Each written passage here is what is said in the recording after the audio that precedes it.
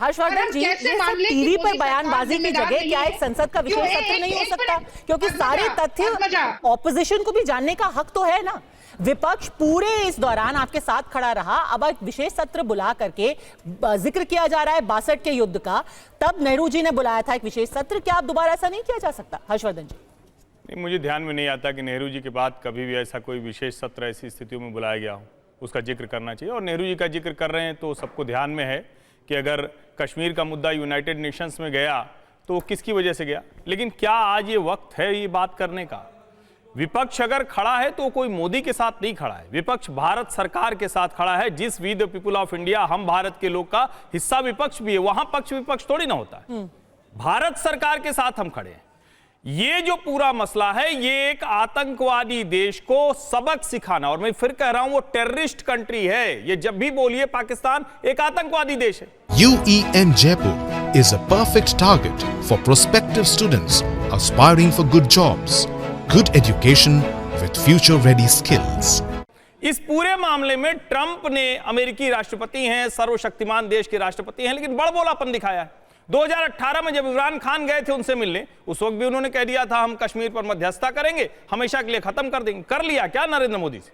उन्होंने कहा था कि हम टैरिफ लगा देंगे, क्या लगा के कुछ अपने हक में टैरिफ करा पाए क्या नरेंद्र मोदी से? अंत में स्वीकार करना पड़ा कि वो टफ बार्गेनर है। और आज भी जब हम बात कर रहे हैं तो भारत ने जो स्टील और एल्युमिनियम पर टैरिफ लगाया, उसका रिटेलिटरी टैरिफ वहां लगा दिया, तो हम कहीं भी पीछे नहीं जा रहे। और जब भारत का प्रधानमंत्री बोल देता है, ठीक है, अभी MEA की प्रेस कॉन्फ्रेंस हुई, उसके प्रवक्ता उन्होंने बोला, मैं फिर कह रहा हूं, जब ट्रंप ने बोला भारत सरकार को असहज किया, भारत सरकार को उसको जिस भी डिप्लोमेटिक लेवल पर है वहां बिल्कुल बहुत कड़ाई से अमेरिका को बताना चाहिए कि ये जो आपके राष्ट्रपति ने किया ये गलत किया है। वो मैसेजिंग सरकार की गड़बड़ थी। लेकिन उसके बाद जब भारत का प्रधानमंत्री एक बार बोल देता है तो हम भारत के लोग सबसे आगे उसी को मानते हैं, और मुझे लगता है कोई गुंजाइश अब नहीं है कि कोई मध्यस्थता नहीं है।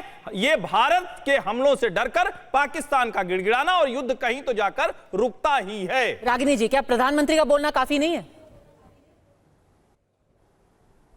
देखिए, प्रधानमंत्री जी ने क्या बोला है? क्या प्रधानमंत्री जी ने स्पष्ट रूप से अमेरिका के राष्ट्रपति की बात का और कश्मीर की मध्यस्थता का खुद खंडन किया? कल नहीं किया। क्या भारत के प्रधानमंत्री ने यह बताया कि पहलगाम के आतंकियों को पकड़े बिना सीज फायर की घोषणा क्यों हो गई? क्या भारत के प्रधानमंत्री ने बताया कि पूनम साहू जो हमारा BSF का जवान है, जिसे 20 दिन से पाकिस्तान के रेंजर्स ने पकड़ा है, वो कहां है, क्या हुआ? क्या भारत के प्रधानमंत्री ने बताया कि इंटरनेशनल मॉनेटरी फंड से $1 बिलियन का ऋण जब पाकिस्तान को दिया जाता है तो एक भी देश भारत के साथ विरोध करने के लिए क्यों खड़ा नहीं हुआ? हम क्यों आइसोलेटेड हैं? हमें तो नहीं बताया गया। आज तक उस व्यक्ति का नाम नहीं पता चला जिसकी वजह से इंटेलिजेंस फेलियर हुआ, सिक्योरिटी ग्रिड को पहलगाम से हटाया गया, ये पूरा आतंकी हमला हुआ। और तो और छोड़िए, 26/11 के बाद देश के गृह मंत्री का इस्तीफा जो लिया गया था, क्या एक भी किसी भी भाजपा के व्यक्ति ने यह बात कही है कि भारत के गृह मंत्री का इस्तीफा होना चाहिए? इतनी बड़ी चूक हो गई? कोई बात नहीं। पंडित नेहरू ने 1962 में 8 नवंबर को जब विशेष सत्र बुलाया, अटल बिहारी वाजपेयी जी की मांग पर बुलाया, जो पहली बार के सांसद थे पद्मजा। आज पूरा विपक्ष एक होकर कह रहा है कि विशेष सत्र बुलाइए। आप सर्वदलीय बैठक में नहीं जाना चाहते हैं, केवल अपने मन की बात आप देश के संदेश कहना चाहते हैं, पर वो एक तरफा होता है ना पद्मजा। इस देश की जनता के प्रतिनिधि, सारे राजनीतिक दल अगर आपके साथ बैठकर बात करना चाहते हैं तो आप सुनने को तैयार नहीं है। ठीक है, अभी एक ट्रंप का मुद्दा सुलझा लेते हैं। पहले एक प्रोफेसर सिंह भी इंतजार कर रहे हैं। हर्षवर्धन जी, बस 10 सेकंड, फिर प्रोफेसर सिंह। हाँ, सिर्फ एक line.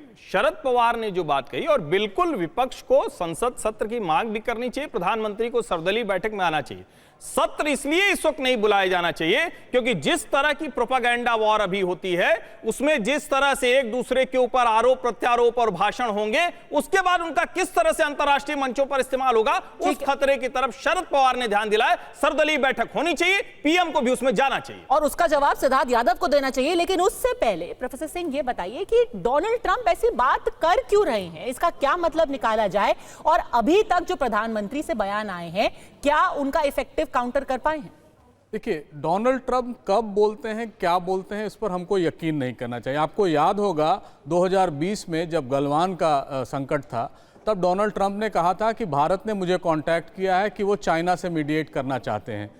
Ministry of external affairs ने तुरंत उसका खंडन किया कि हम ऐसा कुछ नहीं करना चाहते हैं। रही बात, इस समय भारत में एकजुटता है और हम सब जानते हैं, हर एक political parties from left right centre सब हम साथ हैं।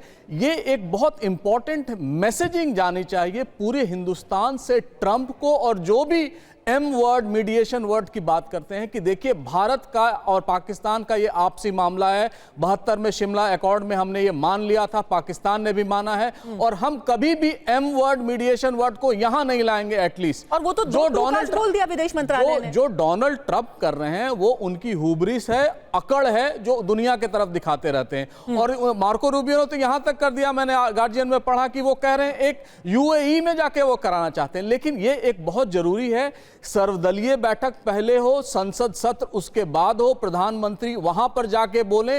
और ये जो 48 घंटे का गैप था डीजीएमओ के स्टेटमेंट में और एमईए के स्टेटमेंट में, उसके बाद प्रधानमंत्री का बोलना, ये जो 48 घंटे का गैप है, इससे बहुत भ्रांतियां शुरू हुई हैं। देखिए, ये युद्ध डीजीएमओ ने नहीं शुरू किया था, ये युद्ध पॉलिटिकल लीडरशिप ने, भारत की एकजुटता ने शुरू किया था। अगर डीजीएमओ ने इसको रोका है तो उसकी उत्तरदायित्व भारत सरकार को लेनी होगी। और जो इस समय जो स्थिति है, जो अंतर्राष्ट्रीय स्थिति हमारी बन रही है, उसको देख के यही लग रहा है कि हम बैकफुट पर हैं। हम बैकफुट पर नहीं रहेंगे, भारतीय सेना एकदम हमारे साथ है और हमने करके दिखाया है, उनको मार के दिखाया है, उसको हम प्रोमिनेंस नहीं दे पा रहे हैं।